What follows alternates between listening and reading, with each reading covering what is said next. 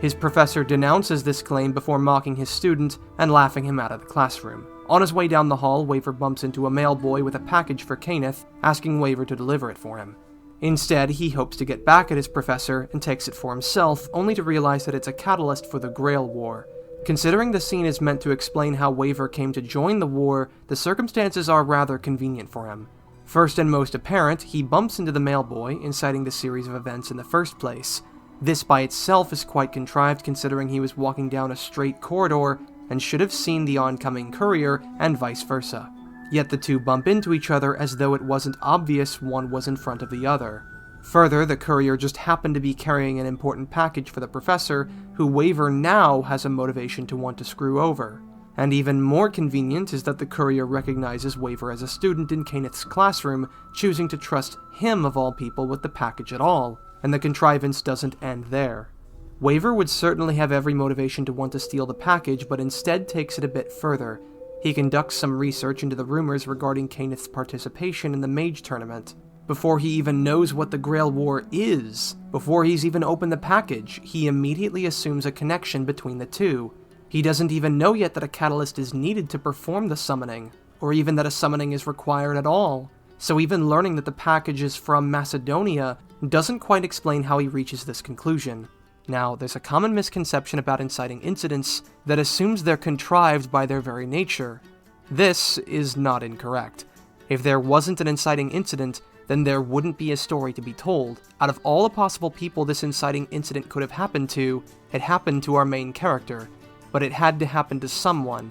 If not the character we know, then it'd be someone else, and the story would be about them instead. At least, that's the idea. It's one thing to say an inciting incident is plausible, but still exists within a statistically vast realm of alternative possibilities. It's another for all logic to imply that said incident shouldn't have happened. Had Waver not ran into the mailboy, had he not been a mailboy that specifically recognized Waver, hell, had he left to deliver the package a little bit earlier or later, the two would never meet, and the Grail War would possibly be without its seventh master. Contrast this with the opening of Iron Man. Tony Stark is kidnapped by terrorists in the Middle East because he's the president of a weapons manufacturing conglomerate and they want him to make them a weapon. He's in the Middle East at all because he's showcasing weapons to be used by the military against these terrorists. Both of these incidents are related to his involvement with weapons manufacturing. Thus, there isn't anything contrived about this as an inciting incident. The story couldn't have happened to anyone else but Tony. Does that mean there always has to be a reason? Not if the story is about whoever it could have happened to.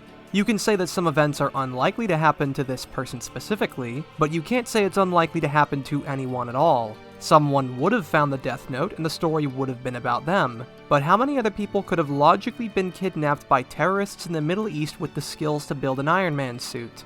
Probably not many, so you'd need more context to explain the circumstances of the event. The terrorists would need a motive for doing it, and there should be a reason a person with those skills is in the Middle East at all. With Waver, you can't say that just anyone would have taken his place if he never got Kenneth's package.